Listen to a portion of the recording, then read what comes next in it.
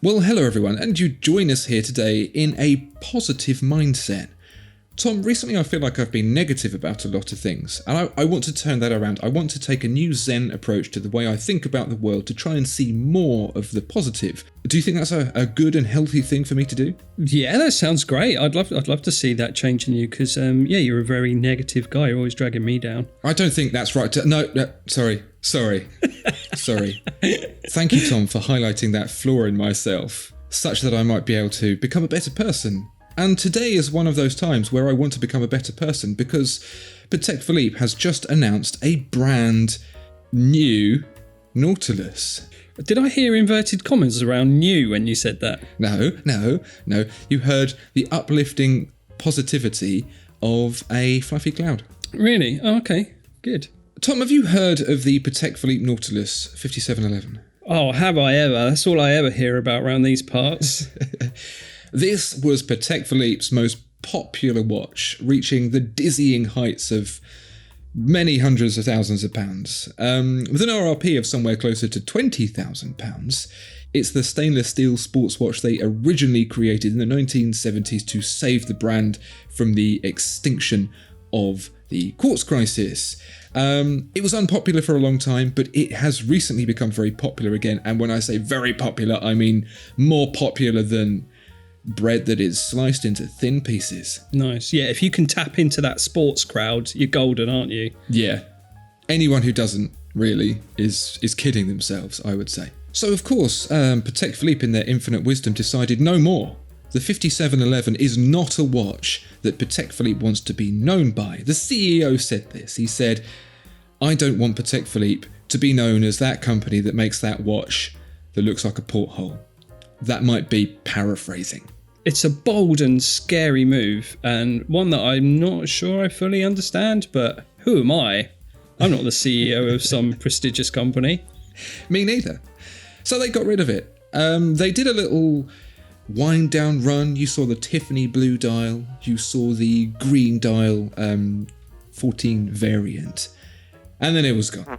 It's weird. I mean, luckily there's still 30 others to choose from, but they're not as nice as that one, are they? So it's a bit of a head scratcher.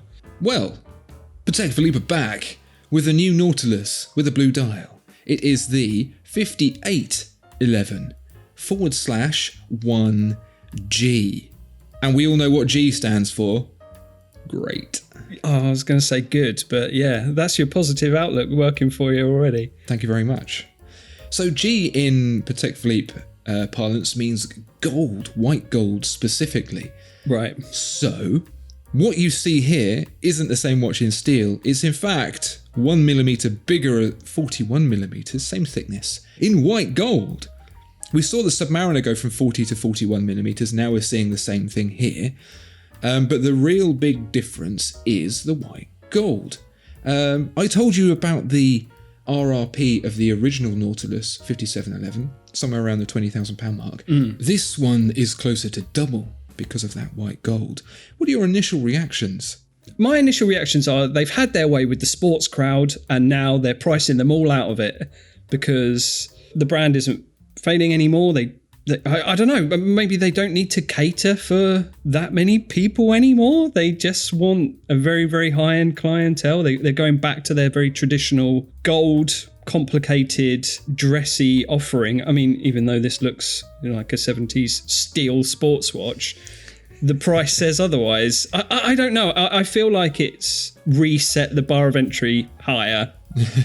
Yeah, that's my initial reaction. Yeah, I mean, you've timed your positive outlook well because this seems like the sort of thing that would maybe annoy you. No, Tom. Don't try to provoke my annoyance. Yeah. It's interesting. I mean, again... Here's what I think. I'm going to put my Patek Philippe hat on for a moment, and boy does it fit well. Because a few years ago, I would have been looking at the price I was selling my watch for, the Nautilus, and the price that it was trading on the market for and thinking, well, that's not fair. I want some of that. Why is everyone else having all the fun? So, what I would have done, and this is with the great hindsight of seeing that Patek Philippe have indeed done this, so don't hold back labelling me a genius just yet. But what I would have done is gone, hang on a minute, I'm going to discontinue it for a bit, I'm going to relaunch it in a more expensive metal, and I'm going to price it way higher than the addition of that expensive metal will actually make it. Let's say there's £10,000 or so worth of gold in here. You've then got a load of extra margin. So like you say, you are moving that watch up towards where you expect the rest of the prestigious Patek Philippe models to be. And you can start to then benefit from that market value. Yeah. I wonder if this is just going to push the market value up even higher because there may be less of them made, less of them sold, even more scarcity, even more desirability, and you're just in the same place but just with that bracket moved further up into the higher price point. So what, you think it'll affect the current market value of the steel, the discontinued steel one as well? I don't know about that. Oh. I don't know about that because it's an interesting time for that value. That value's been coming down a bit. Yeah. This may kickstart it. It may do nothing. Who knows? Who knows?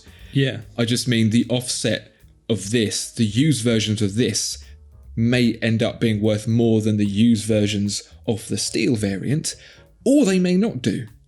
Could be either way. With my positive outlook, what I'm hoping is that everyone gets what they want and nobody loses. Yeah, I mean, I think the customer's going to be happy either way, because if they couldn't get the steel one, now they can get this, and it looks pretty much the same, and you're only paying double the price that you would have. But it doesn't look the same, Tom, because if you'll look very, very closely, you'll see that it now has the polished date window surround, which was first seen on the Green Dial 14 edition. And Tom, this is really positive. Rather than the crap clasp the old one used to have, which felt like it came from a Chinese manufacturer, this one has a proper double folding, clippy, button pressing, bifolding clasp with easy millimeter adjustment too, so you can enjoy it no matter the weather, no matter your clamminess. And I think that is very positive. Yeah, I think clasp stuff's an easy win. That's not a unit shifter, is it? Clasp stuff. It's got all the things, Tom. I don't know what your problem is. It's got one more extra millimeter. One. Everyone loves one. Slightly too big now. No. It's in white gold, so it's more prestigious. Steel is what they make cars out of, and road signs. This, gold. Yeah, and it's got all the benefits of looking like steel as well, which is cool. Look, Tom, I feel that I'm trying to impart my positivity on you here. It has clasp stuff, which means that no matter how much foie gras you've eaten, it will still fit. Sure. I think it's a good, sensible move, and I think everyone will love it. Okay, yeah, I probably don't share that sentiment as wholeheartedly as you. I think one of the Patek Philippe PR executives has maybe infiltrated your house and done something to your head. But, you know, it's nice to see that watch back. I mean, God, it's been, 6 months since it went away? Yeah. It's a little bit like when you have a teenage breakup and you go storming out, like, you're never going to see me again. And then you hang around outside the door waiting for them to chase after you, and they don't. So you then poke your head back in again and go, sorry. Yeah. Well, there you go. Two very different perspectives on this very new watch, not in inverted commas. I can assure you there are no brown paper bags full of money in my house anywhere, from Patek Philippe or otherwise. What do you, dear viewer and listener, think? Let us know down in the comments below. Love to hear your opinions. Please do like, comment and subscribe, and we'll see you next time. Goodbye. Bye-bye.